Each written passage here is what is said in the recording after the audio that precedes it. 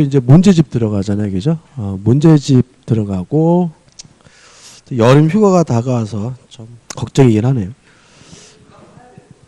여기서 판매하잖아요. 예. 문제집은 제가 쓴 거 아니에요. 자, 189페이지 집합 건물의 소유 및 관리하는 법률이죠. 일단 구분 소유권 해가지고 나와 있는데 구분 소유권이 성립되려면요, 구조상, 이용상 독립성이 있고요.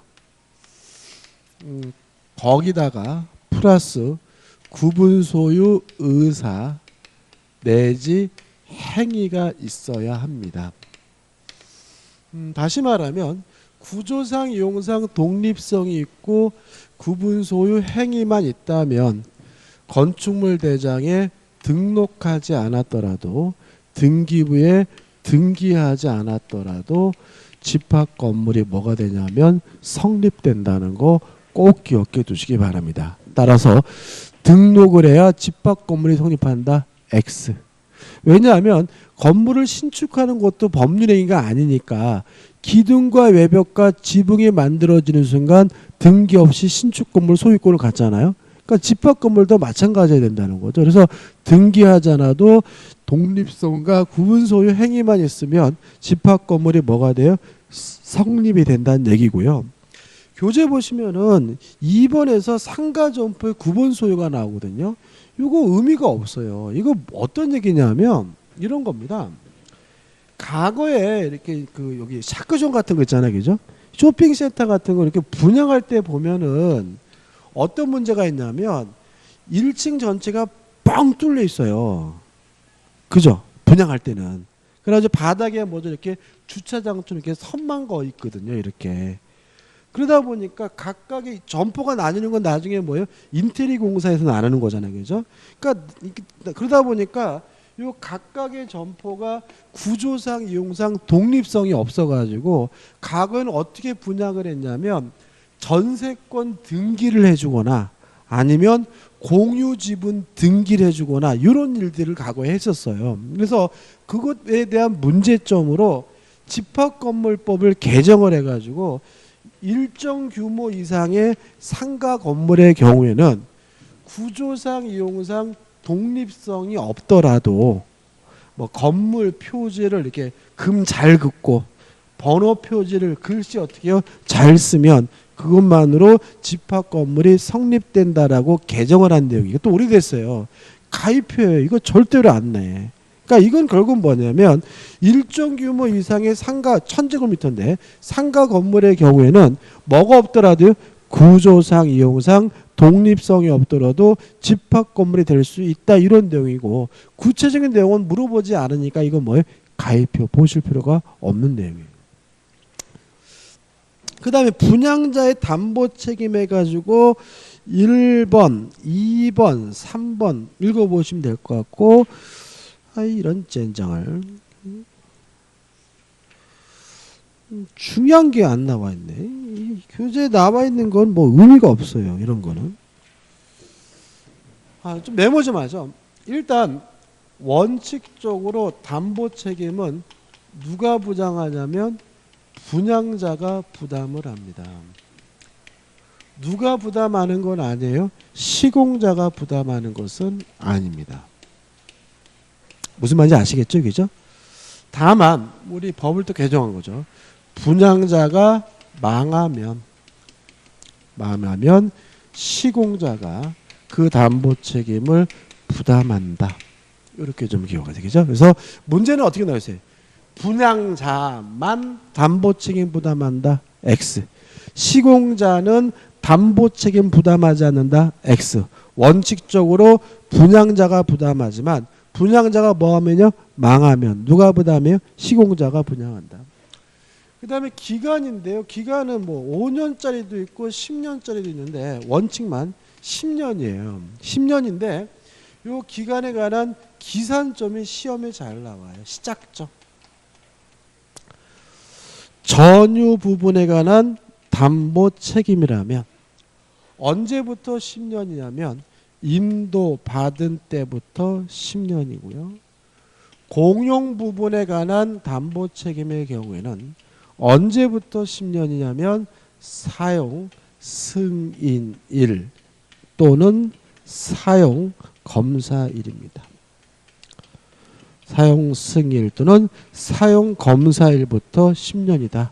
우리 기출문제에서는 전유 부분에 관한 담보 책임에 관한 기산점을 사용 승인일부터 시작한다. 그래서 뭐죠? X를 만드는 거죠. 이 정도만 기억하시면 돼요. 교재 나와 있는 거 한번 읽어보시면 될 것 같아요. 의미가 없고. 그 다음 넘겨보시면 공용 부분이죠. 일단 공용 부분에서는 규약상 공용 부분, 구조상 공용 부분 개념이니까 한번 보시기 바라고, 가장 중요한 것은 뭐냐면 4번과 5번과 6번이죠. 일체성입니다. 다시 말하면 공용 부분은 절대로 전유 부분과 뭐 할 수 없습니까? 분리될 수가 없다. 따라서 분할할 수 없고 분리해서 처분할 수 없고 또 지분만 뭐 할 수 없어요? 처분할 수 없다는 거 꼭 기억해 두시기 바라고. 그 다음에 9번 해가지고 공용 부분에 관한 변경은 원칙적으로 4분의 3 이상의 찬성이 필요하지만 우측에 메뉴에 보시면 계량을 위한 것으로서 과다한 비용이 들지 않을 때는 통상의 지표거리 가반수의 찬성만으로 하게 된다는 거 잊지 마시기 바라고요. 그 다음에 이제 중요한 것이 우측 하단의 13번이죠. 체납관리비입니다. 체납관리비는 매수인이나 경락인이 승계되는 것은 공용 부분에 대한 체납관리비만 승계가 되고요. 전유 부분은 뭐 되지 않아요? 승계되지 않는다. 박스에 나와 있죠. 그 다음에 2번 연체료는 승계되지 않는다는 거 기억해 두셔야 되겠죠. 그 다음에 4 대지 사용권에서 넘겨보시면 또 복잡하게 나와 있는데 구분 소유자가 갖는 토지 사용권을 우리가 대지 사용권이라고 하는데, 이것도 우리가 기억할 것은 뭐냐면 192페이지 오시면 일체성이거든요. 뭐만 기억하시면 되냐면 192페이지 상단에 보시면 양가리 2번 구분 소유자는 원칙적으로 그가 가지는 전유 부분과 분리하여 대지 사용권을 처분할 수는 없다. 다시 말하면 원칙적으로 뭐 하지 못해요? 처분하지 못한다는 말은 예외적으로 뭐죠? 처분할 수 있다는 얘기인데, 양가리 5번입니다. 전유 부분과 분리하여 대지 사용권을 처분하는 것은 원칙적으로 모의다. 그러나 대지 사용권 분리 처분을 금하는 취지의 등기, 대지권의 취지의 등기가 이루어지기 전에 물권을 취득한 선의 제3자에게 뭐 하지 못해요? 대항하지 못한다는 거 주의하셔야 되겠죠. 끝입니다. 그 다음 우측에 보시면 구분 건물의 등기 가입표입니다. 이거는 공시법에서 하나 나올 내용이지 집합건물법에 나온 얘기는 아니죠. 그 다음 우측 하단에 보시면 6에서 관리단이 나오는데 개념은 뭐죠? 구분 소유자의 모임, 집주인들의 모임을 우리가 관리단이라고 하고요. 194페이지 오시면 1번 관리단은 자동으로 만들어지는 거다. 소집행위 같은 것이 필요가 없고요. 2번 관리단의 법적 성질은 법인 아닌 사단으로 평가된다는 거 기억해 두시기 바라고. 3번 새로 이사 오는 사람도 관리단 채무를 승계하게 된다는 거 기억해 두시면 되겠죠. 그 다음 7 관리인 구분 소유자의 대표를 관리인이라고 하는데 양가리 1번에 1번 구분 소유자가 10명 이상일 때 관리인을 선임해야 하는데, 중요한 것은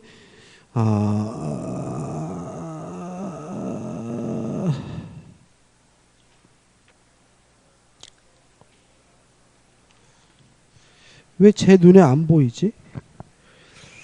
선임과 해인 해가지고 옆에다가 화살 삐죽해가지고 구분 소유자 필요 가입표죠. 다시 말하면 관리인은 뭐일 필요 없습니까? 구분 소유자일 필요가 없다. 세입자도 뭐가 될 수 있어요? 관리인이 될 수 있다. 이게 가장 중요합니다. 그러니까 두 가지인 거죠. 구분 소유자가 10명 이상일 때 선임 의무가 부과되고요. 관리는 뭐일 필요 없습니까? 구분 소유자일 필요가 없고 세입자도 뭐가 될 수 있어요? 관리인이 될 수가 있다. 이 정도만 꼭 기억해 두시죠. 그다음 우측에 보시면 규약인데 규약에 대해서는 한 가지만 기억하시면 돼요. 양괄의 2번이죠. 규약을 설정하고 변경하고 폐지할 때는 다 몇 분의 몇이죠? 4분의 3 이상의 찬성이 필요하다. 그 다음 9번 구분 소유자의 모임을 우리가 관리단 집회라고 하는데 문제가 되는 것은 밑에서 세 번째 양가로서 3번이죠. 자, 원칙적으로 점유자, 세입자는 구분 소유자가 아니므로 의결권이 없고요.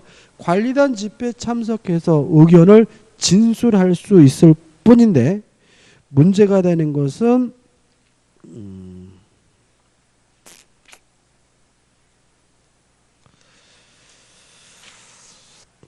그 195페이지 그 밑에다가 좀 메모하자고요.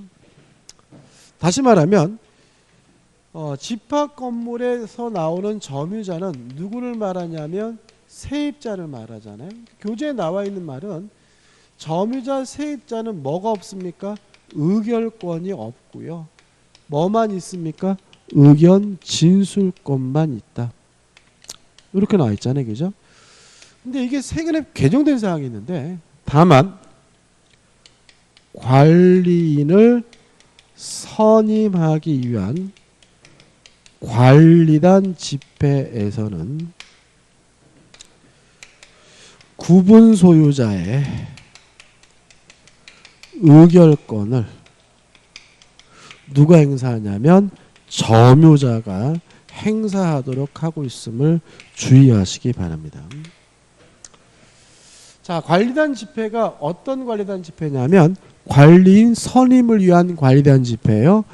그때는 누가 구분 소유자 의결권 행사합니까? 세입자가, 점유자가 구분 소유자 의결권을 행사하도록 규정하고 있다는 거 기억해 두시기 바랍니다. 그래서 원칙적으로 의결권이 없지만 관리인 선임을 위한 관리단 집회에서는 누가 의결권 행사합니까? 세입자, 점유자가 의결권 행사하고 있다는 거 주의하시기 바랍니다.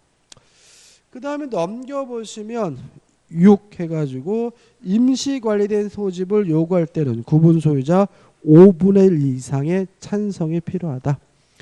그 다음에 9 해가지고 의결사항은 소집 통지한 사항에 대해서만 뭐 할 수 있냐면 의결할 수가 있다. 그 다음에 10 보시기 바라고 11번 해가지고 의결 형조 정리되어 있죠. 4분의 3, 3짜리 한번 꼭 기억해 두시기 바라고 12번 5분의 4 이상의 찬성이 필요한 곳도 정리되어 있고 그 다음에 13번이죠. 13번 읽어볼게요. 밑에 5번째 이렇게 되어 있습니다. 집합건물법 또는 규약에 의하여 관리단 집회에서 결의할 것 정한 사항에 관하여 구분 소유자 및 의결권에 각 5분의 4 이상의 서면에 의한 합의가 있는 때는 관리단 집회가 결의가 있는 것으로 본다. 이게 무슨 말이에요? 관리단 집회를 1년에 한 번씩 해야 되는데 안 해도 된다고요.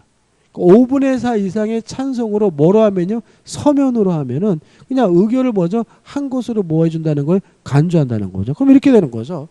원칙적으로 관리단 집회는 1년에 반드시 한 번씩 소집해야 됩니다.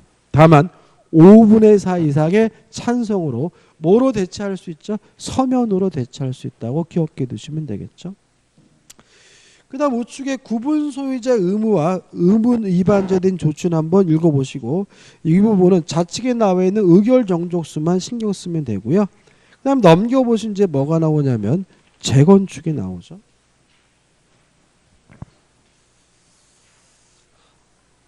재건축 들어가기 전 하나만 좀 적자고요.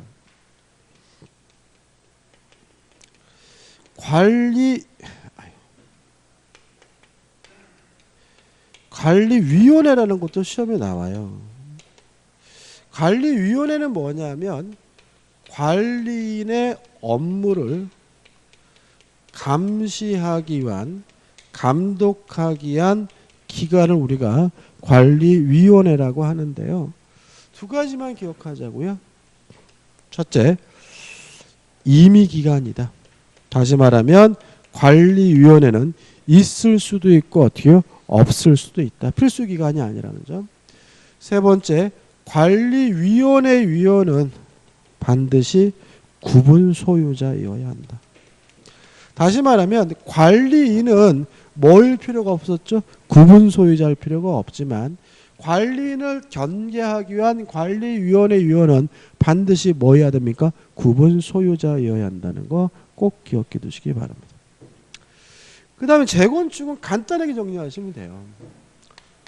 5분의 4 이상의 찬성이 있으면 재건축할 수가 있는데, 그럼 역으로 말하면 5분의 1 미만이 반대라면 재건축을 하는 것이 가능하다는 입장. 반대자가 5분의 1 미만이어도 재건축할 수가 있다는 얘기고요. 첫 번째 주의하실 점은 이 5분의 4는 우리 판례에 따른다면 전체 주민의 5분의 4가 아니라 각 건물별 5분의 4 이상의 찬성이고요. 그럼 반대자는 어떻게 하냐면 첫째, 서면으로 참여 여부에 대해서 체고를 하게 되고요. 이 체고를 받으면 반대자는 2월 내에 회신을 해야 되는데 2월 내에 확답을 하지 않는다면 참여를 거부한 것으로 확정이 되고요. 이러한 체고 절차에 거쳐서 확정적으로 참여를 거부하는 사람이 확정되면 그때는 세 번째로 시가로 매도를 청구해서 재건축을 시행하면 된다. 마지막으로 주의하실 것은 상당한 가격이 아니라 시가로 매도를 청구한다는 거 조심하시기 바랍니다. 이 정도만 간단하게 정리하면 됩니다. 끝입니다. 그 다음 이제 200페이지 오시면 뭐가 나오냐면 부동산 실권리자 명의 등기에 관한 법률이 나오죠. 우리 교재에 나와 있는 것처럼 양자간 명의신탁, 삼자간 명의신탁, 계약 명의신탁, 그 다음에 202페이지에 뭐가 나오죠? 유효한 명의신탁에서 총 4가지만 확실하게 정리하면 되는 거죠. 교재도 참 잘 되어 있네요. 자, 이 계약 명의신탁 부동산 실명법에 대해서는 어차피 사례로 문제가 나오기 때문에 뭐래요? 사례로 정리를 해야 됩니다. 첫 번째, 양자간 명의신탁 또는 이자간 명의신탁입니다. 나중에 문제가 아주 연습은 해야 돼요. 갑이 을과 만나서 명의신탁 약정을 하고 갑이 을에게 이전 등기를 주면 갑을 명의 신탁자라고 하고 을을 명의 수탁자라고 하는데요. 일단 결론은 명의신탁 약정도 무효고 등기도 무효이기 때문에 신탁자인 갑에게 아직도 뭐가 있는 거죠? 소유권이 있는 거죠. 따라서 갑은 자신이 소유권자란 이유로 을의 등기에 대해서 말소를 청구하는 것이 가능한데 을이 자기 앞에 등기된 곳을 기하로 병한테 팔아먹고 병한테 이전 등기를 해주면 요 제3자 병은 선이든 악이든 묻지 않고 소유권을 갖습니다. 다만 아는 것을 넘어서 적극 가담하면 이제 을과 병 간의 매매가 반사회적 법률로서 무효가 되기 때문에 뭘 갖지를 못하죠? 소유권을 갖지 못한다. 끝이죠. 그 다음에 3자간 명의신탁 또는 중간 생략형 명의신탁이죠. 3자간 명의신탁. 갑이 병이 소유하고 있는 토지에 대해서 매매 계약을 했는데 자기 앞으로 등기해 놓기가 껄끄러워서 을과 짜서 네 이름 좀 빌리자 명의신탁 약정을 하고요. 매도인에서 수탁자로 직접 이전 등기가 이루어졌다면 3명이 했다 그래서 뭐죠? 3자간 명의신탁이고요. 물론 갑과 을 간의 명의신탁 약정도 무효고 등기도 무효입니다. 따라서 갑은 을에게 직접 이전 등기해달라거나 말소해달라고 뭐 할 수는 없어요? 청구할 수는 없고요. 요 매도인인 병에게 아직도 뭐가 있는 거죠? 소유권이 있는 거죠. 물론 병은 자신이 소유권자란 이유로 을의 등기에 대해서 말소를 청구할 수가 있고요. 여기서 유의한 것이 뭐냐면 요 갑과 병 간의 매매 계약은 무효가 아니라 뭐죠? 유효하죠. 따라서 갑은 병에게 대해서 이전 등기해 달라고 요구할 수 있는 뭐가 있어요? 채권이 있는 상태이므로 직접 이전 등기해 달라고 요구할 수는 없지만 갑을 어떻게 해요? 대위에서 을의 등기에 대해서 말소를 청구하는 것은 뭐죠? 가능하다까지 기억하면 되겠죠. 그 다음 세 번째로 계약 명의 신탁이죠.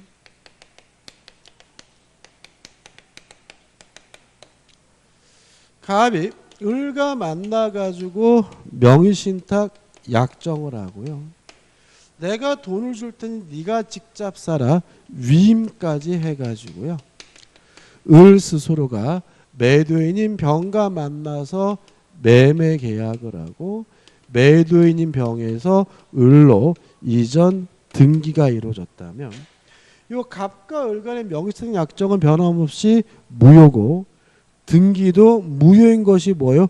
원칙인데 매도인이 뭐라면요? 선이라면 등기가 무효가 아니라 유효하기 때문에 명의 수탁자인 을이 확정적으로 뭘 갖게 되죠? 소유권을 갖게 된다. 따라서 갑은 을에게 소유권 자체를 돌려달라고 을에게 반환 청구할 수는 없고요.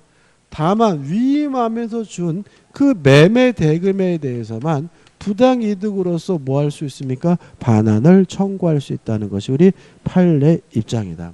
끝이죠. 요 세 가지에서 가장 중요한 것은 제가 빨간색 썼는데 누가 소유자인지 여부죠. 양자간 명의신탁은 누가 소유자예요? 갑. 삼자간 명의신탁은 누구 겁니까? 병, 매도인고. 계약 명의신탁은 누구 거죠? 수탁자일 거잖아요. 그래서 각각의 소유자가 누군지가 다르고요. 결국은 왜 이 사람이 소유자인지에 대해서 한번 곱씹어 보시면 게임 끝이에요. 그죠? 근데 마지막으로 뭐냐면 유효한 명의신탁이죠. 자, 왜 그러냐면 우리 부동산 실명법은 부부간의 종중 재산에 대해서 종교 대체 재산에 대해서는 세금 포탈 등의 불법한 목적이 없다면 명의신탁을 뭐하고 있어요? 허용하고 있기 때문에 이 세 가지 경우에는 명의신탁이 뭐 할 수 있습니까? 유효할 수 있는 거죠. 가장 많이 나오는 게 뭐죠? 부부죠. 갑과 을이 만나가지고 결혼해서 부부고요. 부부인데 갑과 을이 만나서 부부가 명의신탁 약정을 하고 처앞으로 이전 등기를 해주면 세금 포탈 등의 불법한 목적이 없다면 약정도 유효하고 등기도 뭐죠? 유효합니다. 그럼 누구 거냐 문제에 대해서 우리 판례는 대내적으로는 신탁자인 갑에게 뭐가 있는 거죠? 소유권이 있는 거고 대외적으로는 제3자에 대해서는 수탁자인 을에게 소유권이 있다는 것이 판례 입장이다. 이게 결론이고 따라서 유효한 명의신탁에 대해서는 결국은 누가 등장인물이죠? 갑과 을이 등장인물은 뭐죠? 갑의 소유라고 생각하시고 접근하시면 되고 병이나 정이 등장하게 되면 을이 소유라고 생각하고 접근하시기에 문제가 풀려요. 연습은 필요하죠. 그 다음에 또 출제 가능성이 있는 게 뭐냐면 자, 을이요 여자친구였어요. 그래도 약정도 무효고 무엇도 무효, 등기도 무효죠. 근데 둘이 혼인을 했어요. 그러면 뭐가 돼요? 부부가 되죠. 이때는 혼인하는 순간 명의신탁 약정도 뭐가 돼요? 유효가 되고 등기도 뭐가 돼요? 유효가 된다. 왜냐하면 부부간의 명의신탁은 세금 포탈 등의 불법한 목적이 없으면 유효하니까요. 조심할 것은 혼인하게 되면 뭐가 돼요? 유효가 되는데 뭐는 없냐면 소급표는 없다. 그래서 혼인한 때부터 뭐 한 거예요? 유효한 것이지 과거로 뭐 되는 건 아니에요. 소급하는 것은 아니라는 거 출제 가능성이 있으니까 잊지 마시고 최근에 아주 핫한 부분입니다. 꼭 기억해 두시기 바랍니다. 끝입니다. 그 다음에 이제 마지막으로서 이제 203페이지 가등기 담보 등에 관한 법률이 나오죠. 일단 첫 번째 적용 범위가 중요하죠. 양가를 1번에서 1에서 가등기 담보뿐만 아니라 양도담보, 매도담보에도 뭐죠? 적용이 된다. 2번 다만 전세권, 저당권, 질권을 목적으로 할 때는 적용되지 않는다. 3번 소비대차 계약으로부터 발생한 채권이어야 한다. 가장 중요한 게 뭐죠? 3번이죠. 소비대차 계약으로부터 발생한 채권이어야 되고요. 넘겨져서 4번 목적물의 가액이 뭐보다 더 커야 됩니까? 채권액보다 더 커야 됩니다. 꼭 기억해 두시죠. 자, 첫째 가등기 담보뿐만 아니라 양도담보, 매도담보에도 적용되고요. 두 번째 저당권, 질권, 전세권을 목적으로 할 땐 적용되지 않고요. 그 다음에 세 번째 소비대차 계약으로부터 발생한 채권에 대해서만 적용되고요. 네 번째 목적물의 가액이 뭐보다 더 커야 됩니까?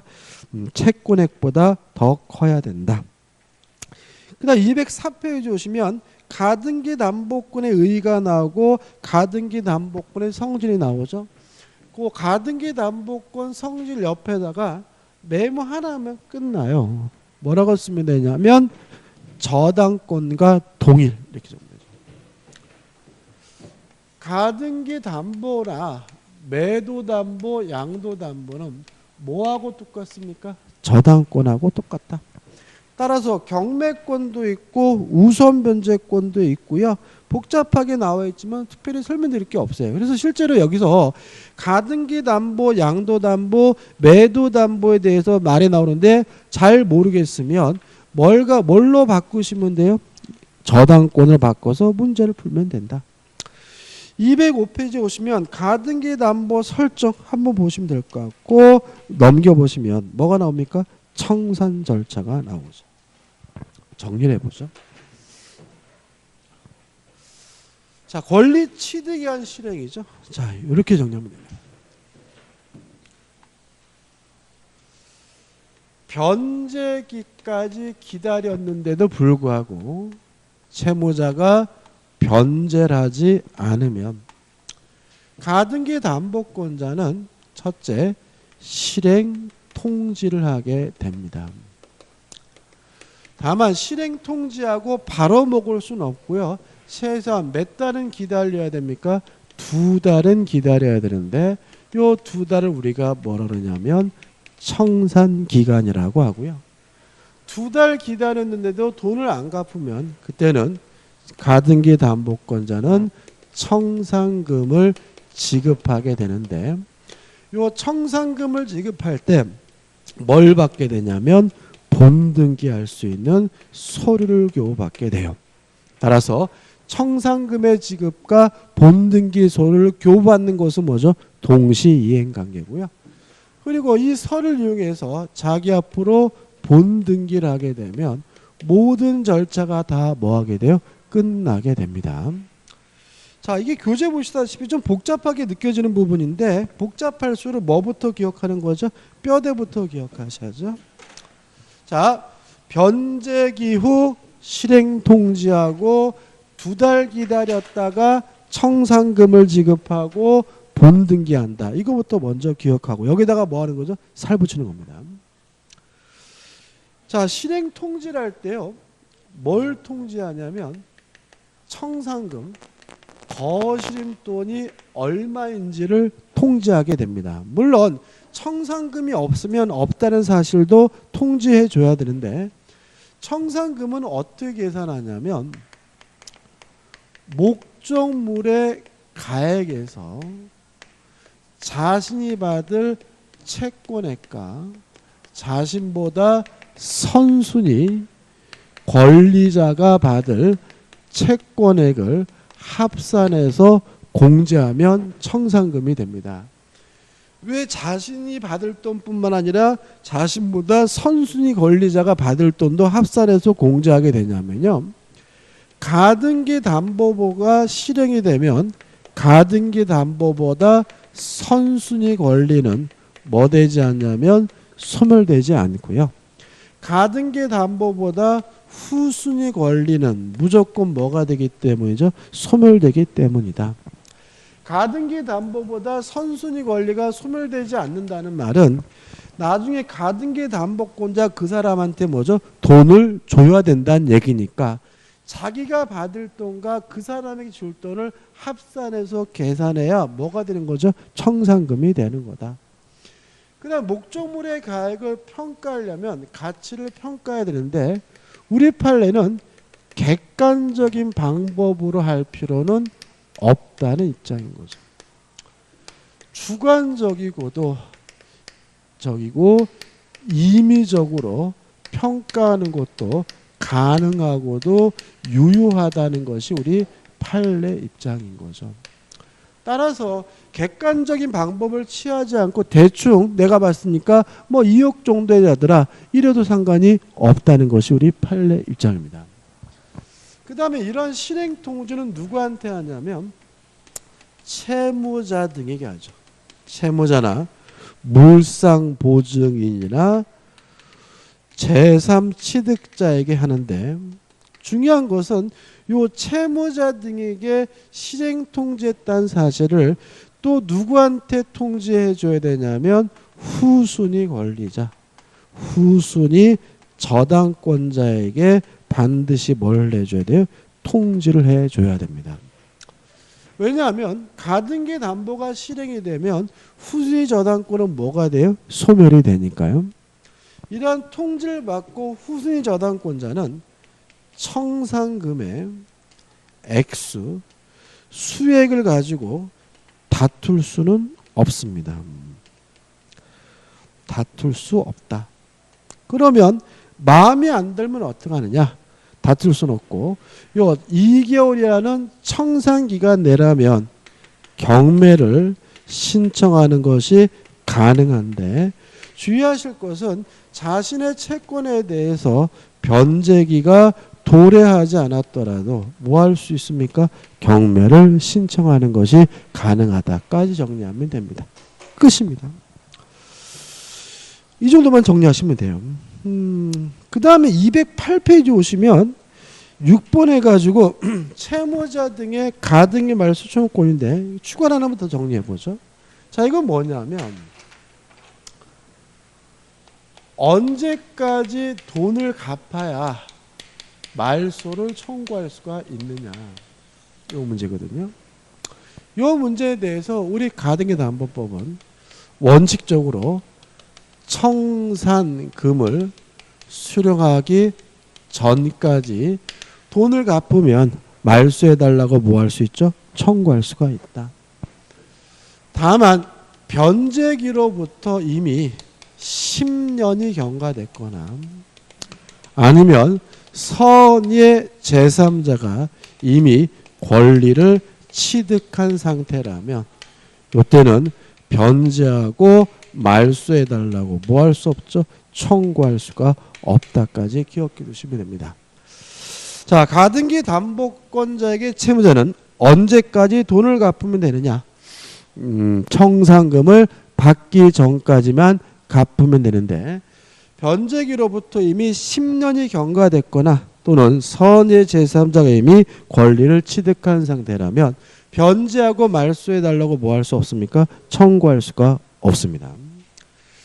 그 다음에 209페이지 오시면 뭐가 나오냐면 양도담보가 나오는데 일단 1번 가등기 담보법이 적용되지 않는 양도담보 가입표입니다.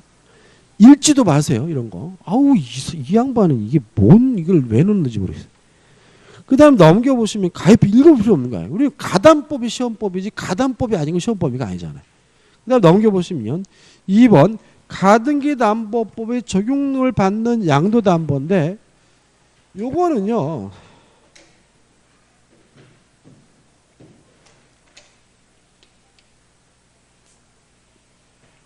무슨 말이에요? 양도담보권자는 이미 자기 앞으로 뭘 하고 있는 사람이에요? 본등기를 하고 있는 사람이죠. 그래서 양도담보권자는 언제 소유권을 취득합니까? 청산금을 지급하는 순간 뭘 갖습니까? 소유권을 갖는다. 다시 말하면 양도담보 매도담보권자는 언제 소유권을 갖습니까? 청산금을 지급하는 순간 소유권을 갖는다. 왜요? 이미 자기 앞으로 뭐가 되어 있는 사람이죠? 본등기가 되어 있는 사람이니까. 끝. 이 정도죠. 자, 이렇게 해서 요약강의 끝내고 이제 다음 주부터 이제 어디로 합니까? 문제집으로 들어가도록 하겠습니다. 자, 오늘 수고 많으셨습니다. 고맙습니다.